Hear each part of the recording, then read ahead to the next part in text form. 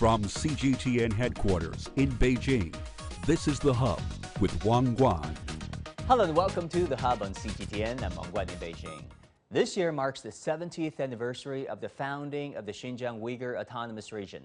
Over the past 7 decades, Xinjiang has grown from a remote frontier into a vibrant region with modern cities, thriving industries, and improved living standards for its more than 26 million residents, representing dozens of ethnic groups.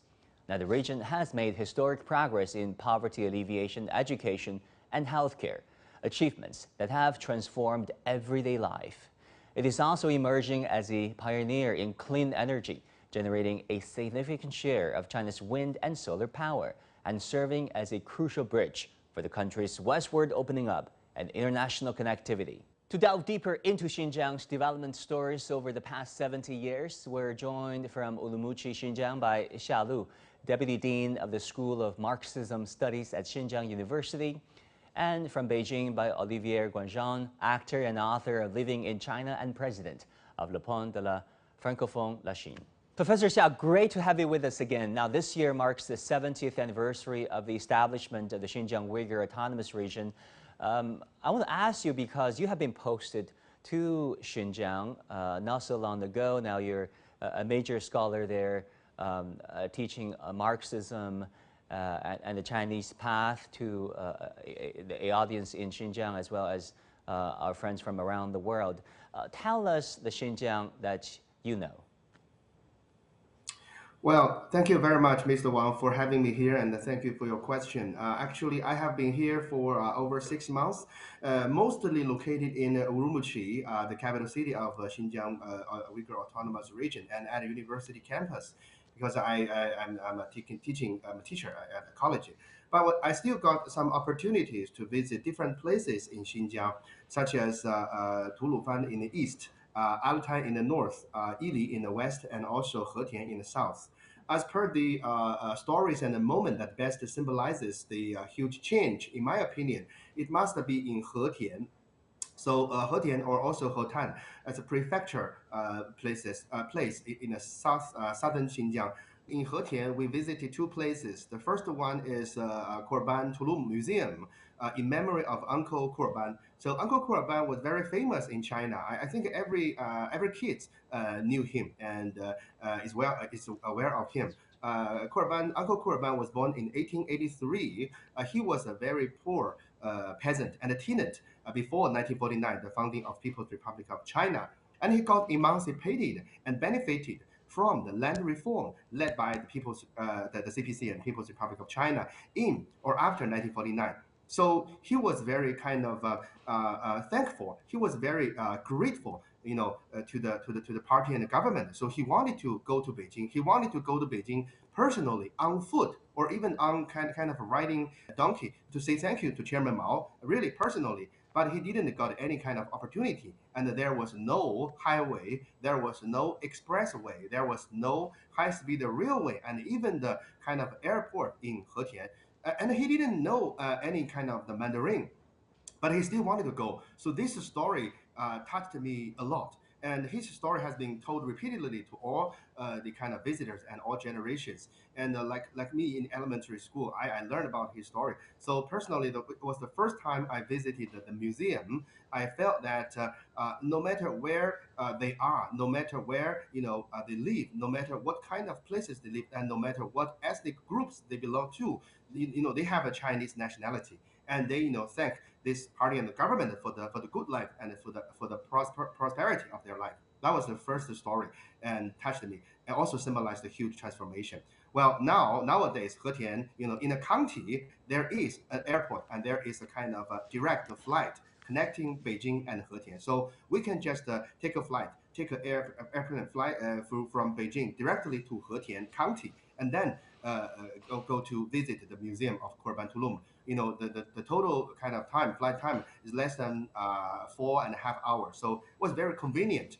And it also bring a lot of opportunity and visitors and other kind of opportunity for the local people. The second story I would like to share is also in Hetian County. We visited a new university, a very, very new, very brand new university, which was just built last year, established last year, 2024. It is a brand new college, with a 4-year kind of college, and in the future there will be the postgraduate education. It was established in the desert. All of the places previously there was sand. They told me, the college kind of teacher and the president and also their party secretary shared the story that half a year ago it was still the sand, a lot of sand, no tree, no basic structure, no this kind of building, and not even road, not even those kind of very good convenient way. But after 6 months, after half a year, a very, very beautiful and modernized, well equipped this kind of campus just got established, and they welcome their new students, their first year student this September.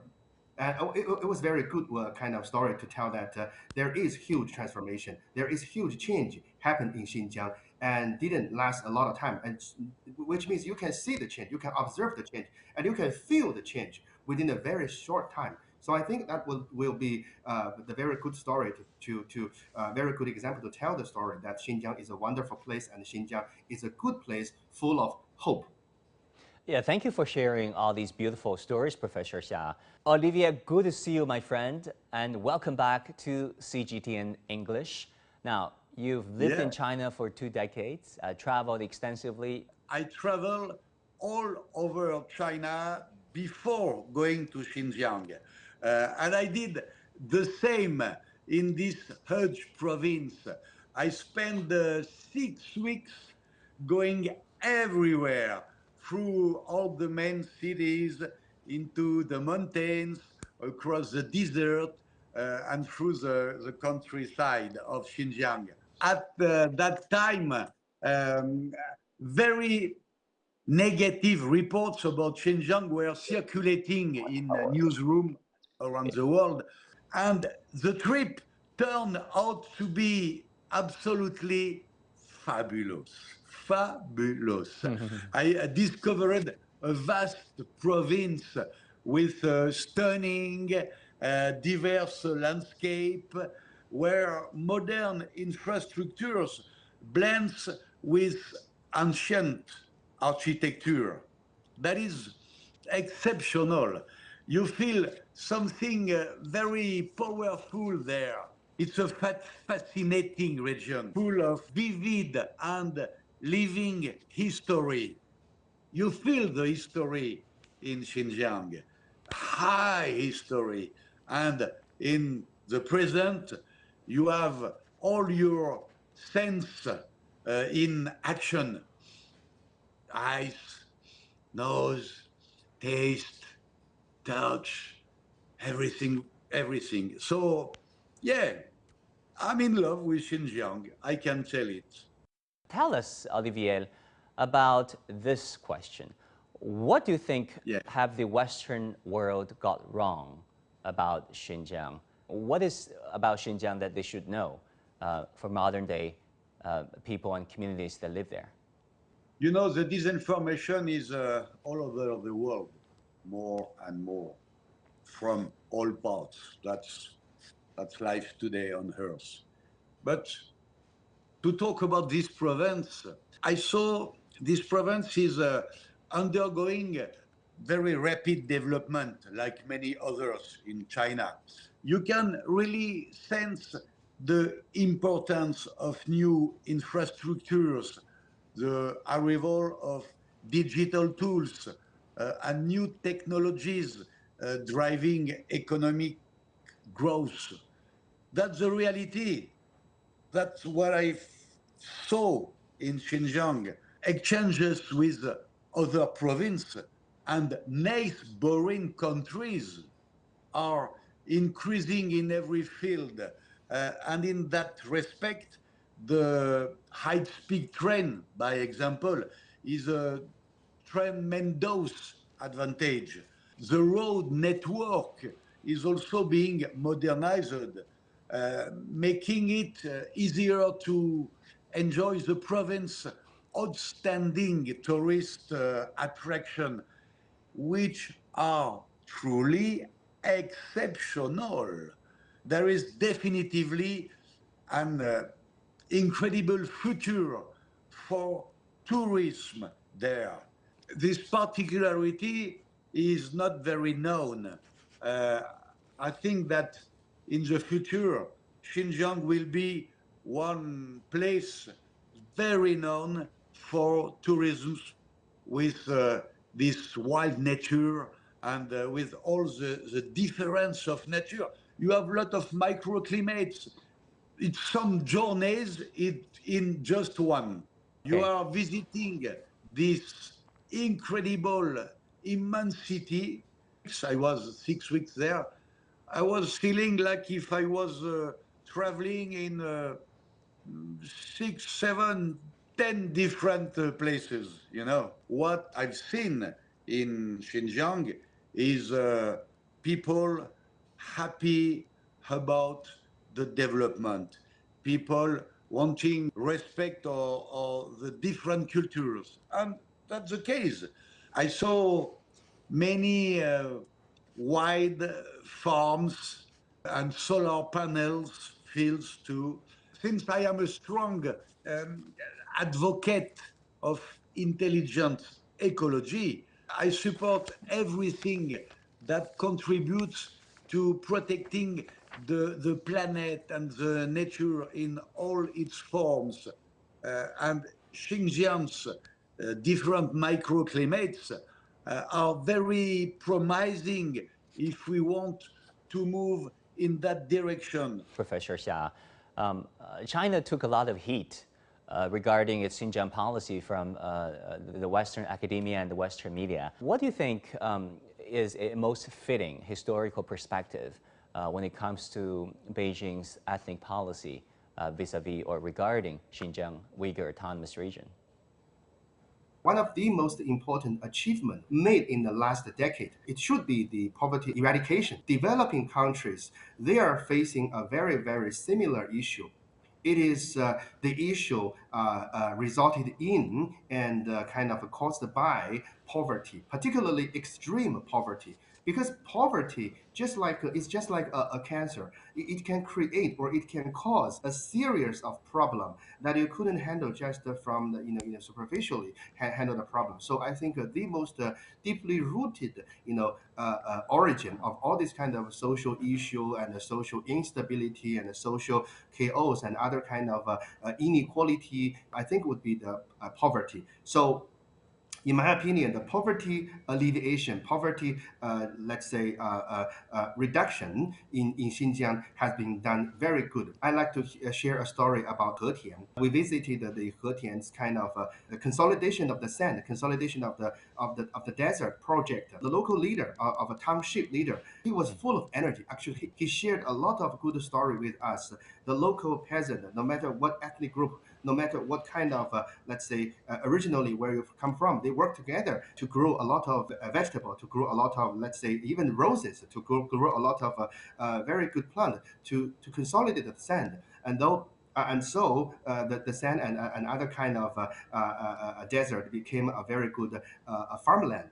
Could be, let's say, grow a lot of places. And that is a huge change. And that changed a lot of local peasants' life, structurally. Professor Xia, upon the 70th anniversary, Beijing issued this white paper regarding its governance on Xinjiang over the past 7 decades. What do you think are the most important findings and arguments out of this white paper? I think this white paper emphasized the two pillars of the huge change of Xinjiang. First one is the social stability, and the other is the long-term kind of peace, and also this long-term management, long-term this kind of peace and stability. So social order are also as the two pillars. So based on these two pillars, there are different kind of policies, like the economic policy, like the people's livelihood, improvement of people's livelihood, like the protection of the traditional culture, and also this improvement of elementary education and other higher education. and even the innovation and the creation technology. So I think the two pillars would still be the social order and the long-term this social order that makes sure this society, this region can develop by itself, can take the right track to the modernization. So in my opinion, the story told in the white paper, the achievement told in the white paper actually just depict the Chinese modernization or Chinese approach to modernization. How is the Chinese modernization realized in Xinjiang and implemented in Xinjiang? So that's the my observation.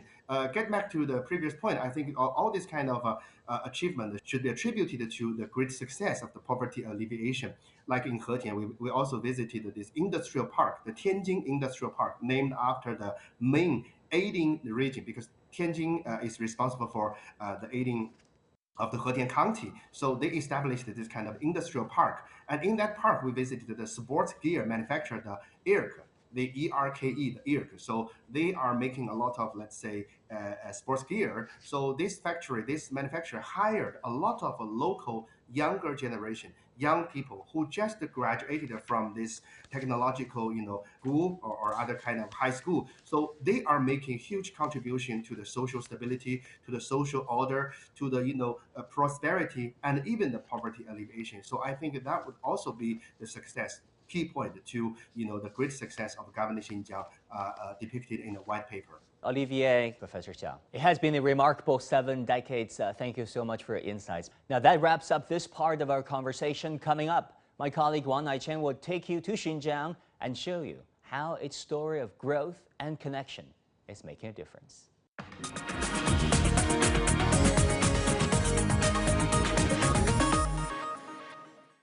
Welcome back. Today, infrastructure is transforming Xinjiang's story.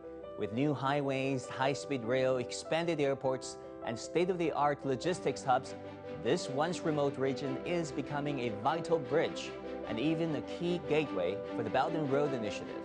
It is not just about delivering Xinjiang's sweet fruits, it is also about opening new pathways for trade, growth, and opportunities. My colleague Wang Naiqian has more.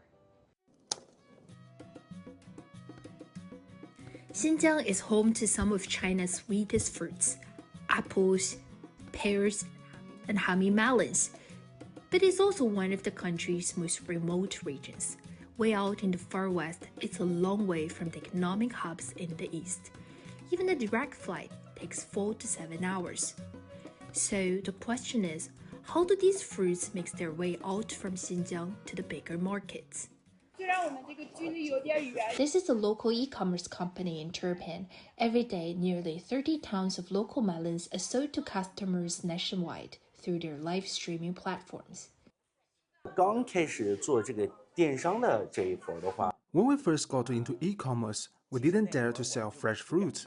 The logistics back then just couldn't guarantee speed or freshness.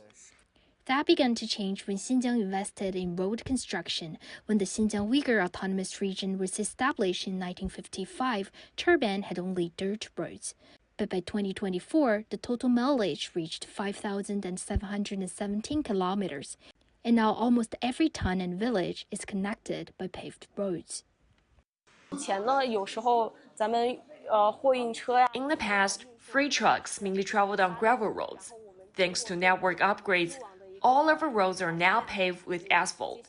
This ensures seamless connectivity from rural areas to major highways. Beyond local roads, upgrading major highways has become a priority, boosting both capacity and efficiency.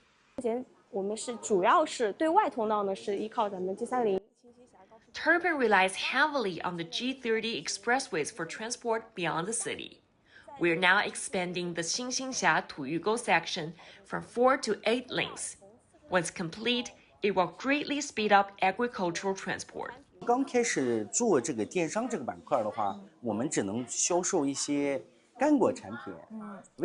In the past, we could only sell dried fruits, and even those took 8 to 10 days to reach beyond Xinjiang. Now, with the development of highways, fresh honey melons and grapes can be delivered in just 3 to 4 days. But speed alone isn't enough. Freshness is everything. In recent years, the region has greatly improved its cold chain logistics to ensure produce reaches customers at peak quality. Here's how it works. Freshly picked fruits are first pre-cooled in local cold storage facilities. Then they're transported by the refrigerated trucks to warehouses located near major population centers. And when a customer places an order, the produce is shipped from these warehouses straight to them. We've set up warehouses in Xi'an, Suzhou, and Wuhan. For example, if a customer in Shanghai placed an order, we can ship it directly from our Suzhou warehouse, which is closer. That means fresh grapes from Turpan can be delivered in just one day. The whole process is smooth, fast, and highly efficient. Thanks to these improvements, the company now sells an average of 1,000 tons of Xinjiang produce each year. In 2024 alone, sales reached 45 million yuan. The boost has also inspired local farmers, many of whom have started live streaming to promote their products. Some of the live stream hosts are local farmers themselves. Live streaming has changed their lives. Take Uncle Umer as an example. Once an ordinary farmer, he now has over 3 million followers and earns more than 10,000 yuan a month. I'm a farmer who used to grow agricultural products. At the start, we only filmed some fresh fruits and dry fruits to publish on social platforms.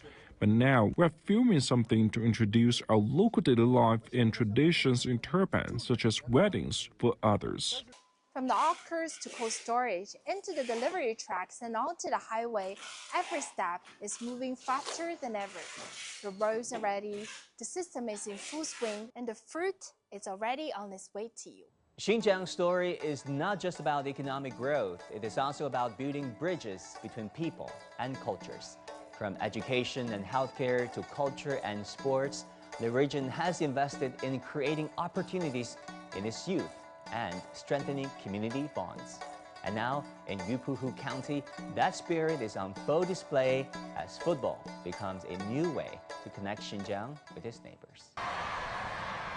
What you're watching is an international youth football tournament not held in any big cities but in Yupuhu, a small remote county on the edge of Taklamakan Desert.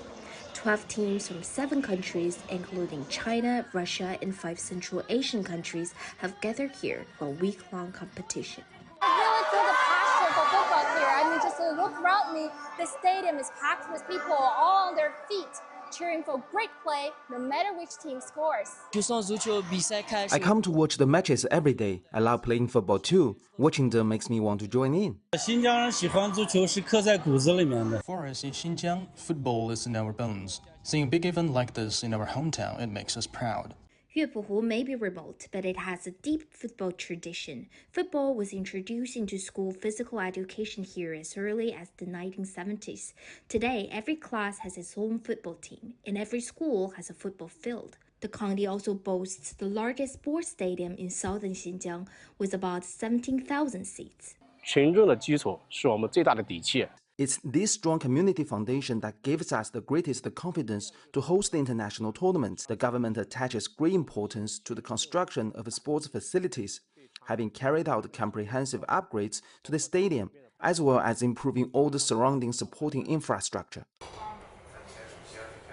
For many of these young players, this is also a tournament of firsts. First international competition, first time visiting China, and first chance to meet peers from across the region. I really liked here, also the organization of this tournament.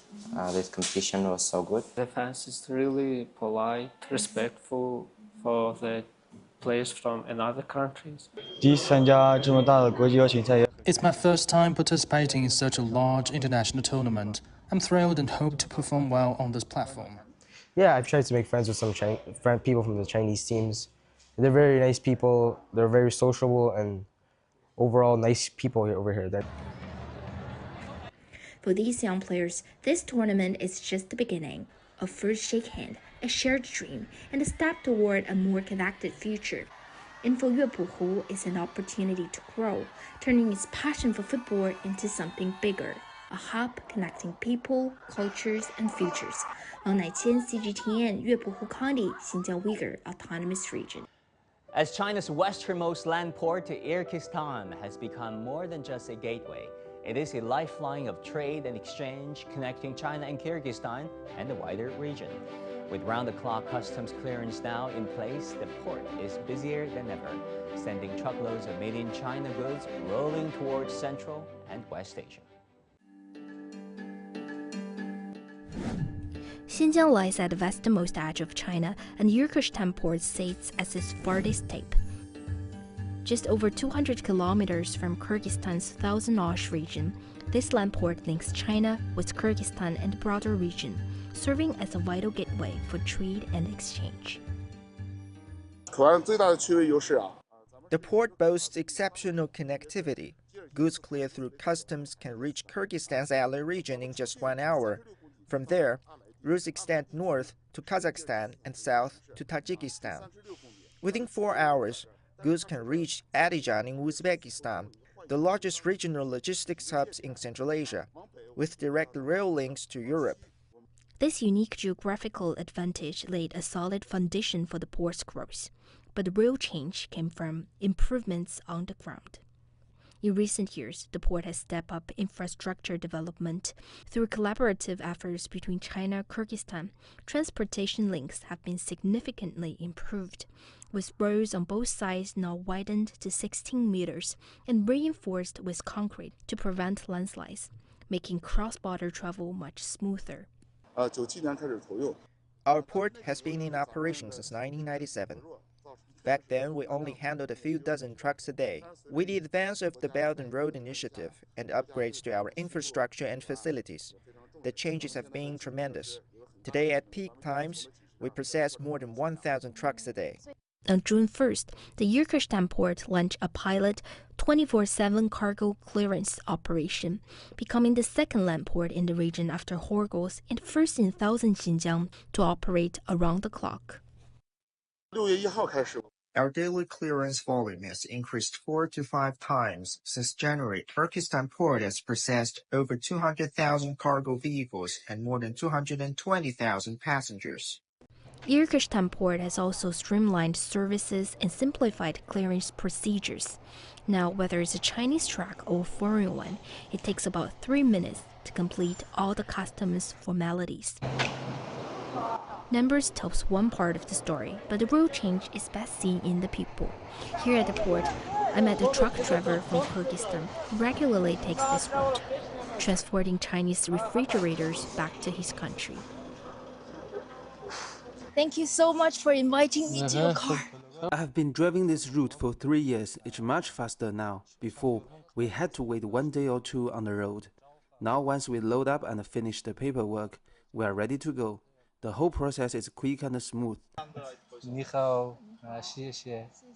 Although he speaks only basic Chinese, this driver from Kyrgyzstan told me he's fascinated by Chinese culture and hopes that growing trade between China and Kyrgyzstan will bring him more opportunities. The change at Kyrgyzstan port mirrors Xinjiang's bigger story of opening up.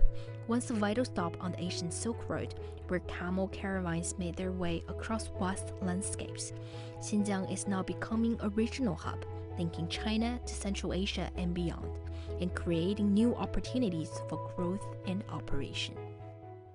And that will do it for this edition of The Hub on CGTN. Thank you so much for tuning in. I'll see you again soon.